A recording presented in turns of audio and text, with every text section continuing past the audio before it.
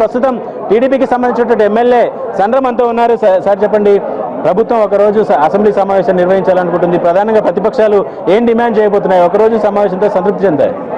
ఒకటి, బిల్లులు ఎంత ముఖ్యమో తెలంగాణలో వివిధ వర్గాలు ఎదుర్కొన్న సమస్యల పరిష్కారం చూపడం కూడా అంతే ముఖ్యం. ఈరోజు రాష్ట్రంలో తీవ్రమైన కరువు పరిస్థితులు ఉన్నాయి. వర్షాలు లేక పంటలు ఎండిపోతున్నాయి. వాటికి ప్రత్యామ్నాయంగా ప్రభుత్వం ఆలోచించే పరిస్థితి లేదు. ఈరోజు జిల్లాల మధ్యన పెద్ద ఎత్తున అగాధం ఏర్పడుతుంది. జిల్లా పునర్వ్యవస్థీకరణ మీద మాట్లాడాలా, మహారాష్ట్ర ఒప్పందం తెలంగాణకు మరణశాసనం కాకపోతుంది, దాని మీద చర్చించాలా, ఎంసెట్ లీకేజ్ ఉన్నది, దళితులకు గిరిజనులకు 3 ఎకరాల భూమి ఉన్నది, డబుల్ బెడ్రూమ్లు ఇల్లు ఇవ్వలేదు, పాత ఇళ్ళకి బిల్లులు లేవు, మైనార్టీలకు ఎస్టీలకు సంబంధించిన రిజర్వేషన్ సమస్య ఉంది, ఎంసెట్ లీకేజ్ ఉన్నది.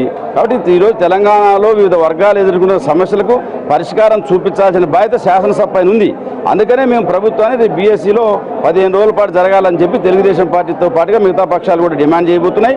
ప్రభుత్వం కూడా సానుకూలంగా స్పందించి 15 రోజులు సమావేశాలు పెట్టి వివిధ వర్గాలు ఎదుర్కొంటున్న సమస్యలకు పరిష్కారం చూపించి శాసనసభ గౌరవాన్ని పెంచాలని చెప్పి ప్రభుత్వానికి విజ్ఞప్తి చేస్తున్నాం.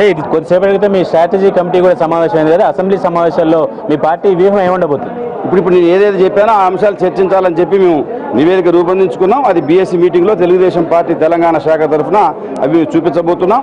ప్రధానంగా బిల్లుతో పాటుగా ఈ యొక్క వివిధ వర్గాలు ఎదుర్కొంటున్న సమస్యలను కూడా చర్చించాలనేది తెలుగుదేశం పార్టీ యొక్క అభిప్రాయం. అంటే ప్రధానంగా అధికార పార్టీ చెప్తుంది అటు మహారాష్ట్ర ఒప్పందం కావచ్చు, కొత్త జిల్లాల ఏర్పాటు లాంటి అంశాలన్నింటి మీద చర్చించడానికి రెడీ. మహారాష్ట్ర ఒప్పందం మీద ప్రతిపక్షాలు పారిపోయాయి.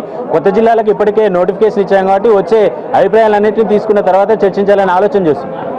ఒకటి, ప్రతిపక్షాలు ఏం పోరిపోలే, ప్రభుత్వం పారిపోయింది. వాళ్ళు ఇప్పటి వరకు కేసీఆర్ ప్రభుత్వం ఏదైతే ఒక నియమించిందో ఆ ప్రాజెక్టుల మీద ఒక నిపుణుల కమిటీ, ఆ నివేదికను బయటపెట్టమన్నాం, డిపిఆర్ని బయటపెట్టమన్నాం. ఏది పెట్టకుండా ఈరోజు ప్రభుత్వమే భయపడుతుంది తప్ప ప్రతిపక్షాలు కాదు. అందుకనే ప్రభుత్వం ఒక స్పష్టమైన విధానంతో ముందుకు రావాలని విజ్ఞప్తి చేస్తున్నాం. కాంగ్రెస్ పార్టీ వ్యూహం ఎలా ఉండబోతుంది?